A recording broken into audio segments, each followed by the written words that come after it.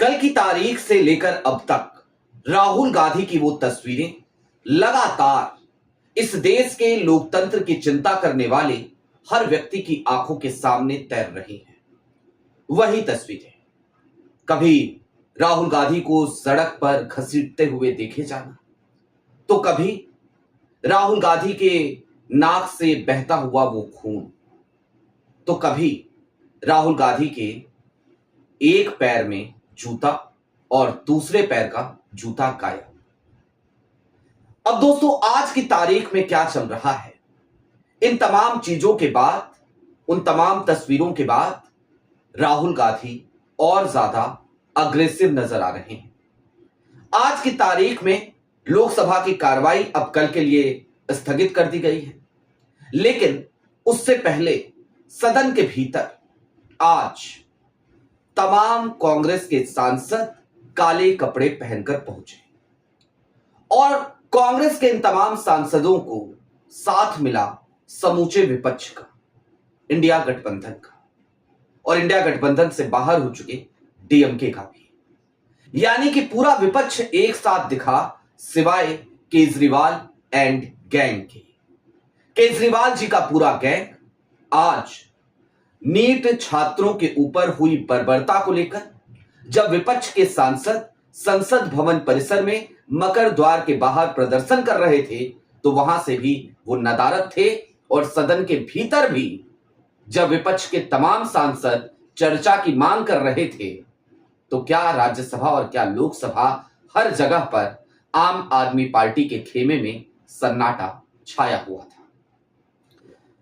सारी बातें जरा विस्तार से करेंगे और यह समझने की कोशिश करेंगे कि क्या 20 जुलाई को जो कुछ भी दिल्ली की सड़कों पे हुआ, और उसके बाद कल की तारीख में जो कुछ भी विपक्ष के सांसदों के साथ हुआ, देश के नेता प्रतिपक्ष के साथ हुआ, अखिलेश यादव के साथ हुआ, प्रियंका गांधी के साथ हुआ, अब यह सब कुछ मोदी और शाह के इस्तीफे की तरफ बढ़ चला है।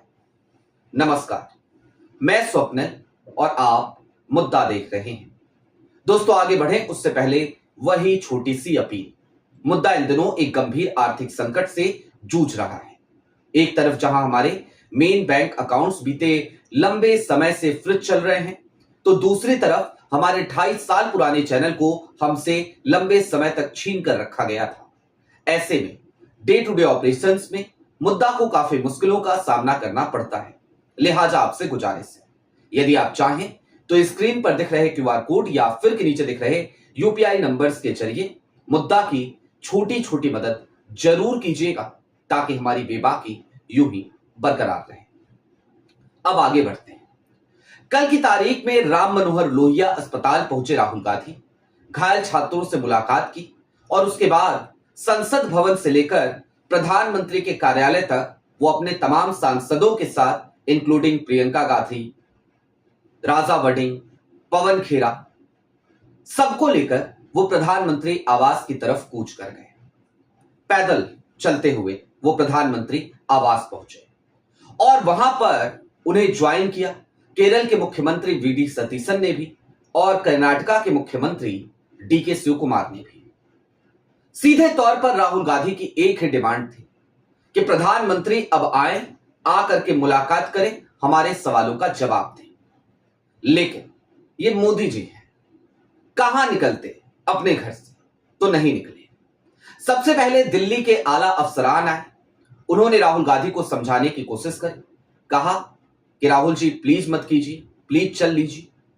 राहुल ने कहा बिल्कुल नहीं, मैं देश का नेता प्रतिपक्ष हूं, मैं अपने प्रधानमंत्री से मिलना चाहता हूं, लिहाजा नहीं जाऊंगा। और जिस वक्त राहुल वहां खड़े थे, उस वक्त पे आम आदमी पार्टी के सांसद संजय सिंह का एक ट्वीट आता है। वो ये कहते हैं कि प्रधानमंत्री नरेंद्र मोदी ने सीजेपी के आंदोलन को कमजोर करने के लिए राहुल गांधी को अपने घर के बाहर धरने पर बिठा दिया है। आतिशी, दिल्ली की पूर्व मुख्यमंत्री, वो भी कांग्रेस पर यह आरोप लगाती हैं और कहती हैं कि भाई दोनों की जुगलबंदी चल रही है, क्योंकि देखिए सीजेपी प्रोटेस्ट को किस तरीके से कुचला गया और यहां पर तो कुछ हो ही नहीं रहा है। उसके बाद इंडियन एक्सप्रेस हिंदी, उसके एक कार्यक्रम में असद, जो कि एक पत्रकार है, वो कहते हैं कि कांग्रेस नीट पेपर लीक को मुद्दा नहीं बनाना चाहती थी, वो राम मंदिर के ऊपर बात करना चाह रही थी। और फिर उसको ट्वीट करने का एक सिलसिला शुरू हो जाता है आम आदमी पार्टी के तमाम नेताओं के जरिए। उसमें सौरभ भारद्वाज से लेकर संजय सिंह से लेकर तमाम नाम शामिल हैं। यानी कि कांग्रेस का संघर्ष, कांग्रेस की लड़ाई, एनएसयूआई, कांग्रेस का जो यूथ विंग है यानी कि यूथ कांग्रेस, वो जो नीट पेपर लीक को लेकर लगातार लंबे समय से धरने कर रहे हैं, आंदोलन कर रहे हैं, सड़कों पे लाठियां खा रहे हैं, वाटर कैनन की मार झेल रहे हैं, राहुल गांधी छात्रों की गूंज के नाम से जो कैंपेन चला रहे हैं, देश भर में जिस तरीके से प्रेस कॉन्फ्रेंसेज हुई 2 दर्जन से ज्यादा, उन सब की कोई अहमियत नहीं। उन सबको धता बताते हुए आम आदमी पार्टी अपने दुष्प्रचार में लग गई, अपने राजनीतिक आकाओं को, और राजनीतिक आका कौन है यह बताने की जरूरत नहीं है। आम आदमी पार्टी जिस आंदोलन से निकली, उस आंदोलन में कौन लोग शामिल थे और अब वो कहां हैं यह भी बताने की जरूरत नहीं। खैर, जब आप ये इतना सारा पाप कर बैठे, आपका पाप जब सबके सामने है, तो आज की तारीख में भला वो राहुल गांधी अखिलेश यादव के नेतृत्व में चल रहे इस प्रोटेस्ट को कैसे ज्वाइन कर पाते? तो नहीं आ पाए बेचारे। लेकिन दोस्तों, कल की तारीख में एक बार फिर लौटी है। प्रधानमंत्री आवास के बाहर उसके बाद जितेंद्र सिंह को भेजा गया। मिनिस्टर ऑफ स्टेट हैं जितेंद्र सिंह, वो वहां पहुंचे। उन्होंने राहुल गांधी से आधे घंटे तक बातचीत करी। राहुल गांधी ने कहा कि भाई, मैं आपसे नहीं बात करना चाहता, मैं इस देश के प्रधानमंत्री से मिलना चाहता हूं, उनको सुनना चाहता हूं, मेरे सवाल उनसे हैं, मैं उनसे ही बात करूंगा।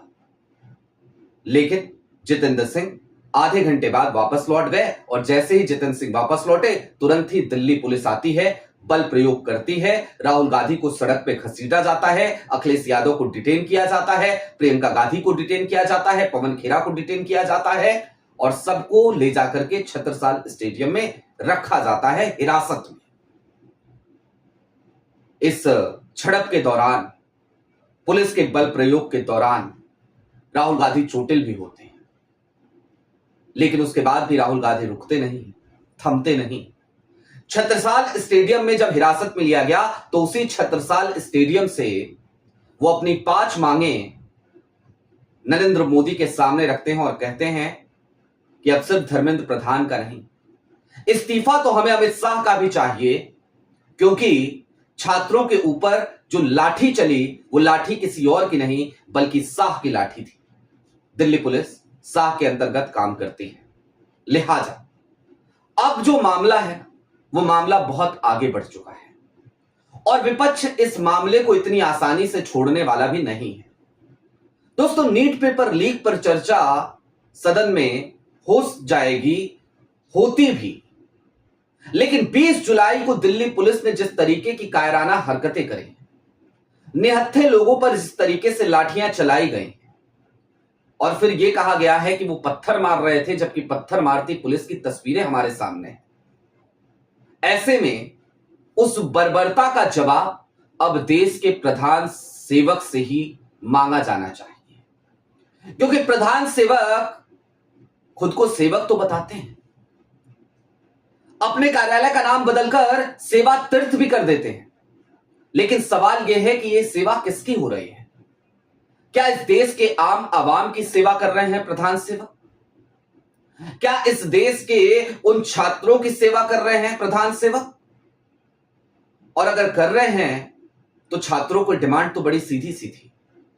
एजुकेशन सिस्टम में जिस तरीके के रिफॉर्म्स लाए जाने जरूरी है वो रिफॉर्म्स लाए जाएं और सबसे पहले सैक धर्मेंद्र प्रधान का इस्तीफा सबसे पहले लिया जाए।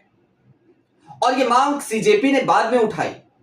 आम आदमी पार्टी को भी यह बात याद रखनी चाहिए, सनद रहे ये मांग सबसे पहले अगर किसी ने की थी तो यह मांग थी राहुल गांधी की, यह मांग थी कांग्रेस की। अब दोस्तों आगे बढ़िए और चलते चलते आखिरी 1-2 मिनट में यह समझने की कोशिश कीजिए कि अब मामला इतना ज्यादा तूल क्यों पकड़ चुका है।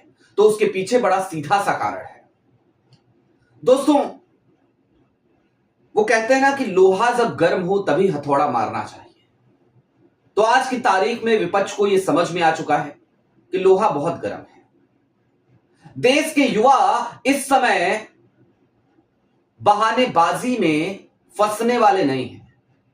देश के युवाओं को मोदी जी अब लॉलीपॉप देकर बहला नहीं पाएंगे।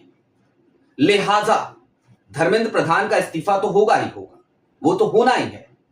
लेकिन उसके आगे अब यह मामला सिर्फ धर्मेंद्र प्रधान के इस्तीफे तक का नहीं है। अब यह मामला अमित शाह के इस्तीफे का भी नहीं है, बल्कि अब तो यह मामला इस सरकार को हिलाने की तरफ बढ़ चला है।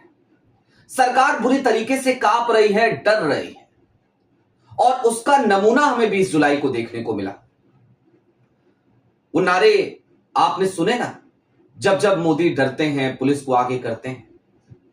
अब चूंकि मैं पत्रकार हूं तो मैं सम्मान देते हुए डरते कह रहा हूं, वहां पे तो और भी बहुत अलग अलग तरीके के नारे देश के युवा लगा रहे हैं, देश के जंजी लगा रहे हैं।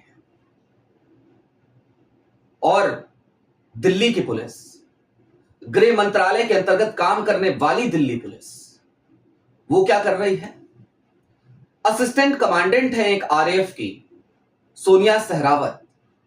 उन्होंने अपने इंस्टाग्राम पे एक रील शेयर करी। आपको पता है उस रील में क्या था? स्टोरी लगाई बाकायदा उन्होंने, माफ कीजिएगा, रील नहीं स्टोरी लगाई।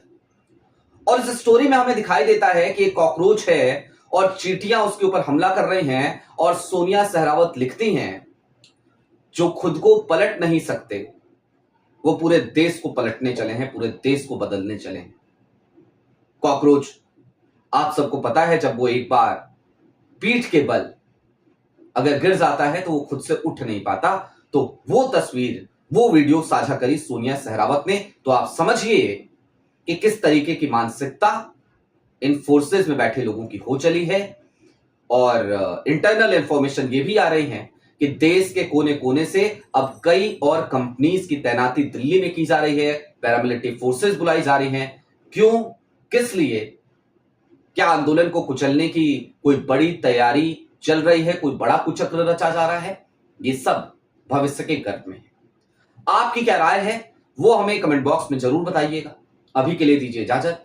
चलते चलते फिर वही अपील, चैनल पे नए हो तो सब्सक्राइब करते हुए जाइएगा, सक्षम हो तो मुद्दा की छोटी छोटी मदद जरूर कीजिएगा। बहुत शुक्रिया।